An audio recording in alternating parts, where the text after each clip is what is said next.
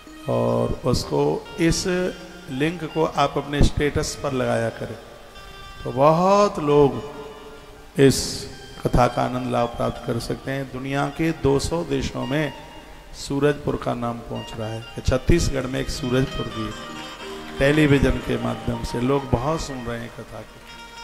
तो मैं उनके फ़ोन सुनता हूँ, मैं उनकी कॉल सुनता हूँ। बार मुझे जितने भी भक्त लोग सुन पा रहे हैं, कल थोड़ा आप समय लेके आइएगा, क्योंकि कल कृष्ण जन्म में 9 तो बजेगा ही पक्का। इतना टाइम लेके आइएगा, इतना समय लेके आइएगा। कल बाहर जैसे ही आप अंदर प्रवेश करें तो माथे पर चंदन लगा के, कल पीले वस्त्र पहनिए, गले में दुपट्टा डाल के आइए, आंख में काजल जरूर लगा के आए कल, क्योंकि ब्रजवासी की ये पहचान है कि ब्रजवासी भले ही 80 साल का हो जाए लेकिन आंख में काजल लगाना नहीं वह भूलता। तो माथे पर चंदन, तिलक, आंख में काजल, पीला वस्त्र, कल पीले ही। पीला जिसके पास ना हो तो नीला और काला तो मत पहनना, और पहन लेना, नहीं है तो नहीं, तो कल पीला। कल मैं भी पीला ही पहन के आऊँगा। कल पूरा आनंद लेना है उत्सव का। आप कहोगे महाराज आनंद आ गया, आनंद के लिए तो आए ही है।